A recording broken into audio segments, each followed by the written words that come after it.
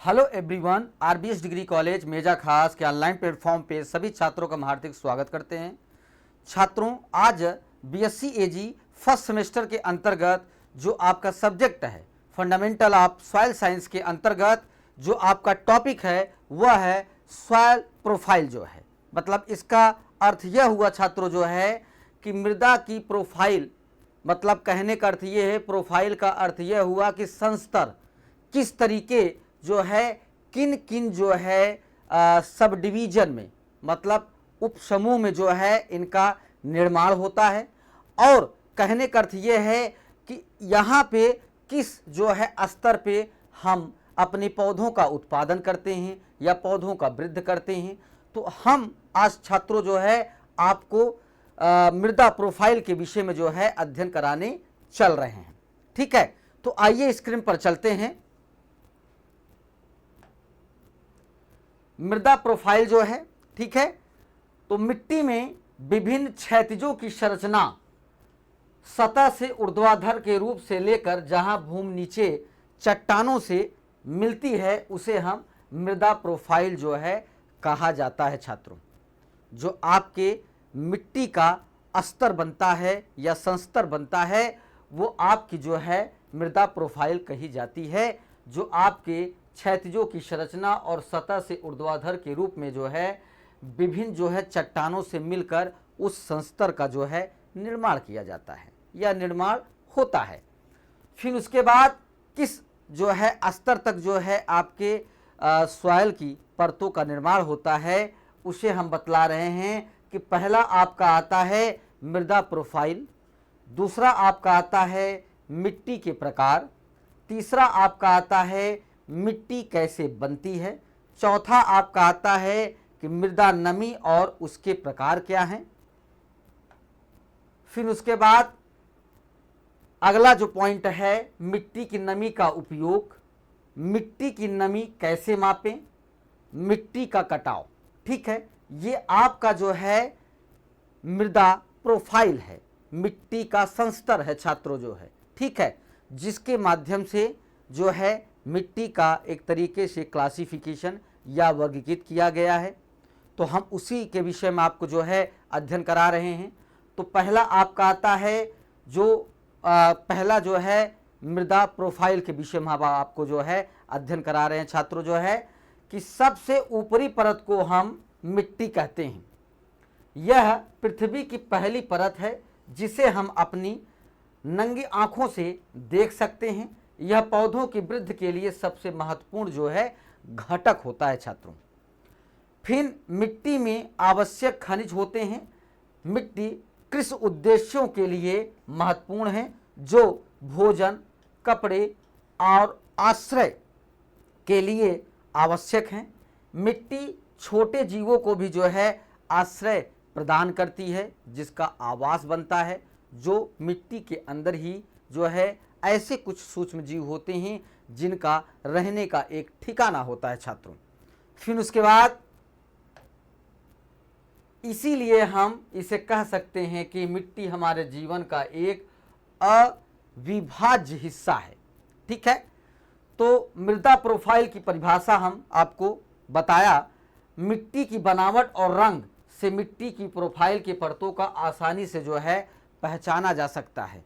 जो आपको अगर पैडोजेनेसिस के अंतर्गत जो हमारे वैज्ञानिक थे जो है उन्होंने जो है मृदा प्रोफाइल के द्वारा मिट्टी पहचानने के लिए जो है अध्ययन किया, रिसर्च किया, तब उन्होंने बताया कि मृदा प्रोफाइल में किस परत में किस तरीके की मिट्टी का जो है एक परत बनती है जिसका निर्माण होता है और उसे हम क्या क्या कहते हैं उसे हम आपको जो है मृदा प्रोफाइल में उस वैज्ञानिक ने जो है रिसर्च करके अध्ययन करके हमें प्रदर्शित किया या बताया गया। फिर पृथ्वी की पपड़ी को सबसे ऊपरी परत मिट्टी कहते हैं। यह सबसे महत्वपूर्ण परत है जिसमें विभिन्न खनिज शामिल हैं जो कार्बनिक और साथ ही चट्टान के कण भी हैं।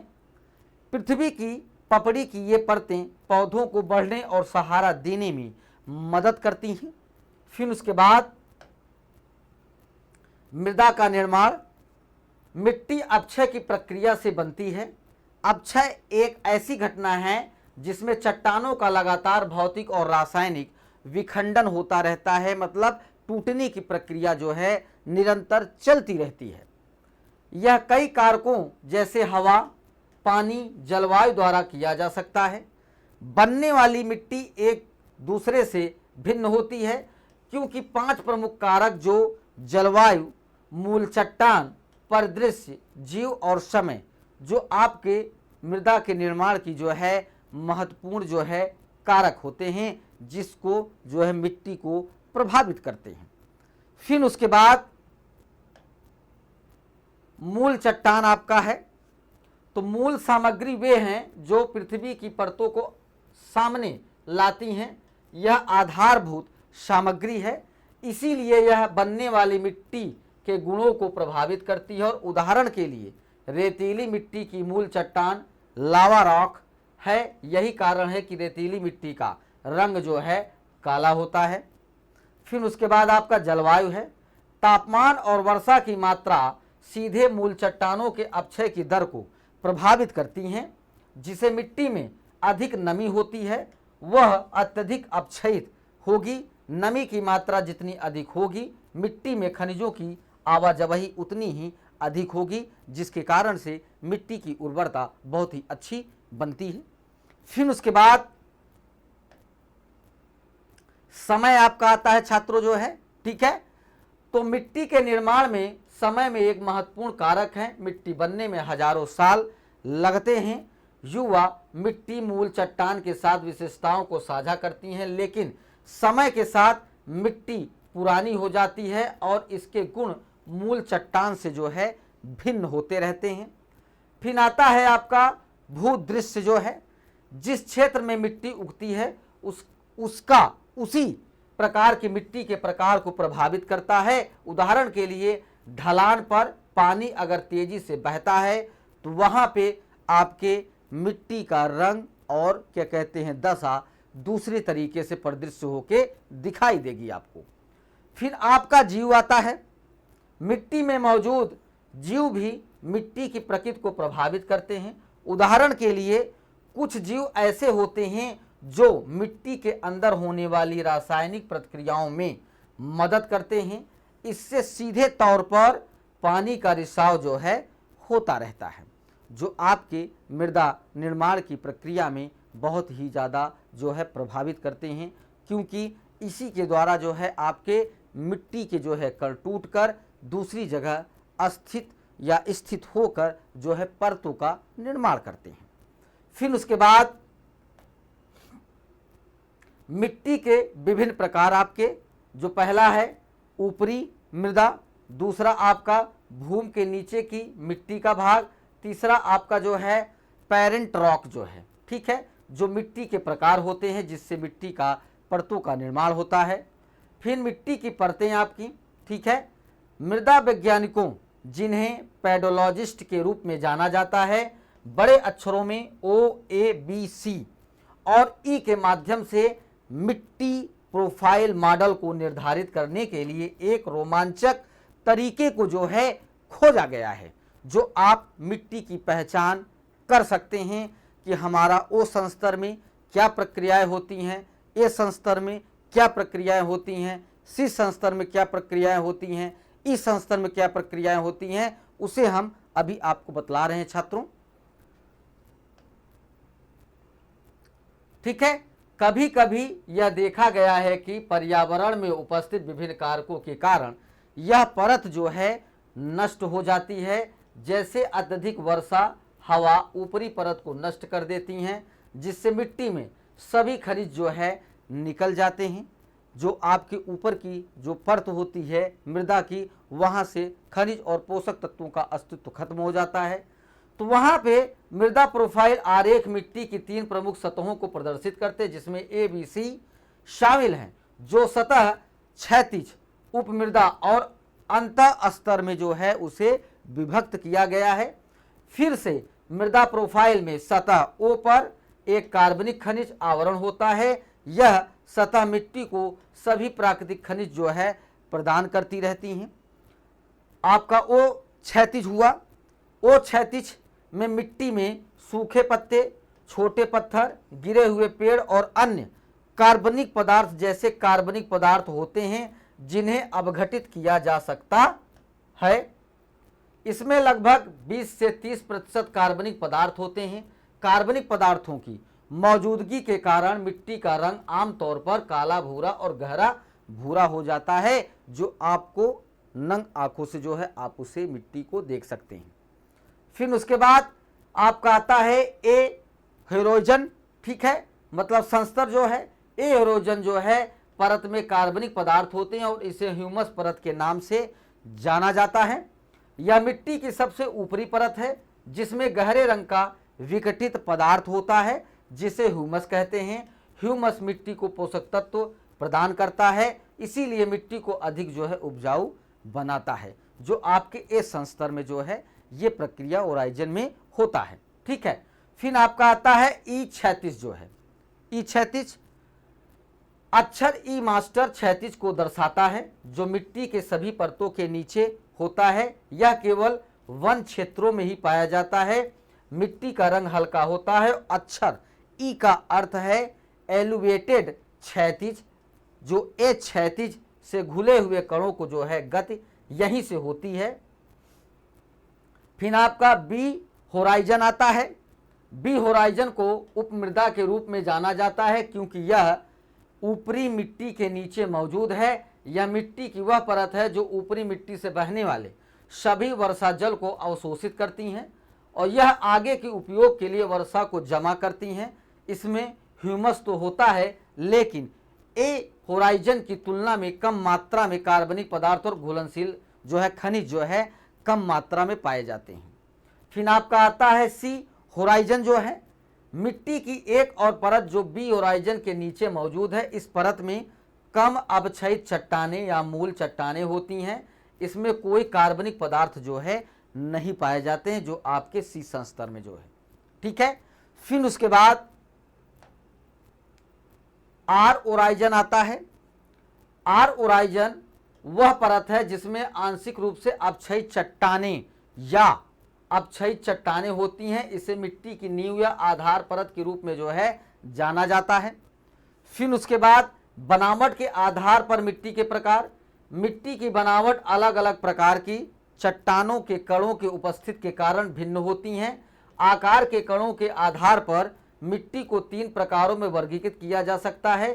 चिकनी मिट्टी, दोमट मिट्टी और रेतीली मिट्टी जो है, जो बनावट के आधार पर मृदा को वर्गीकृत किया गया है।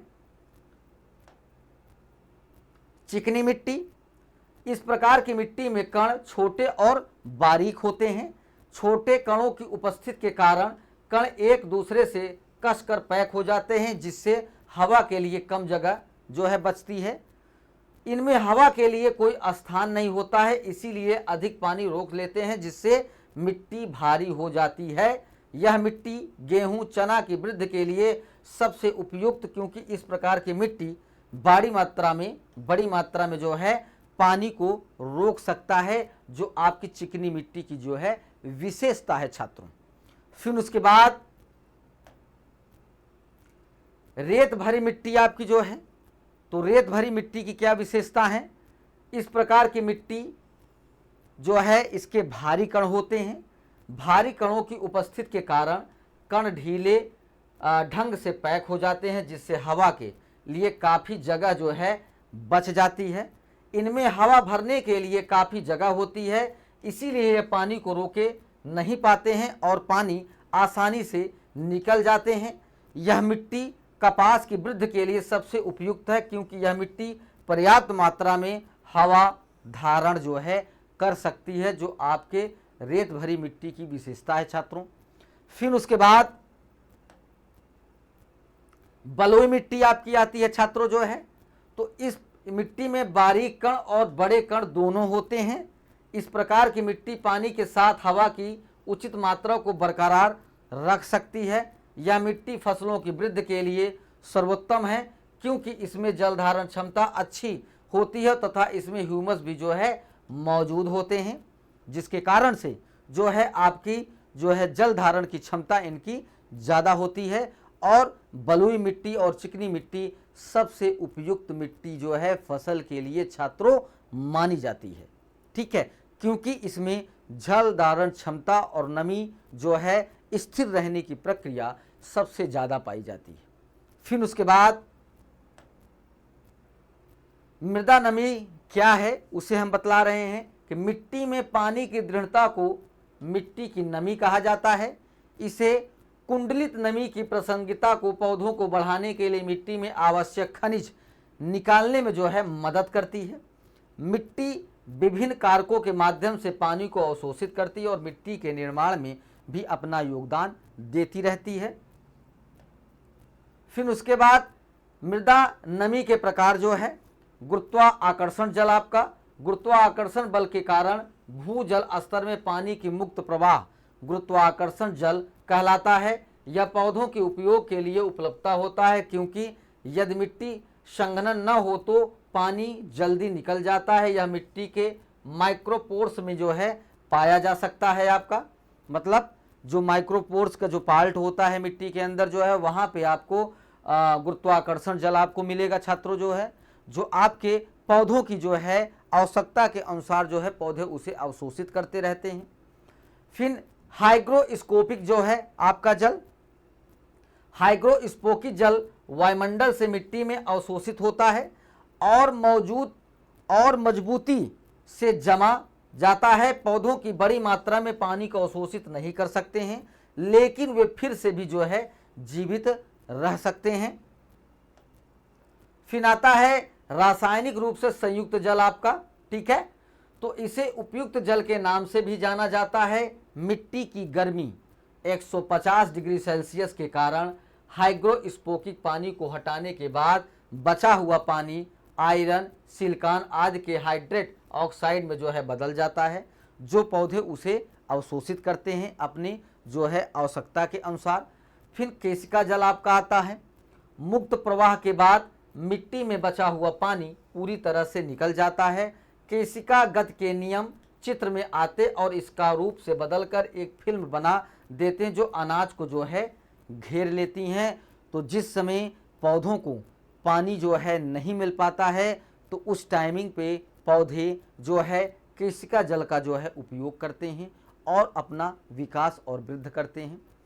फिर वायुमंडलीय आर्द्रता आपका आता है छात्रों, जो है हवा में एक निश्चित मात्रा में पानी होता है जो वाष्प में बदल जाता है। इसे वाष्प दाब या आर्द्रता के रूप में मापा जाता है। वायु के कुल द्रव्यमान में वाष्प द्रव्यमान का अनुपात वायुमंडलीय आर्द्रता से जो है प्राप्त होता रहता है, जो पौधे उसे अवशोषित करते रहते हैं। फिर उसके बाद मृदा नमी का महत्व आपका जो है, मिट्टी की नमी उपयोगी है क्योंकि इसमें आवश्यक पोषक तत्व होते जो पौधों के वृद्धि के लिए बहुत ही आवश्यक हैं।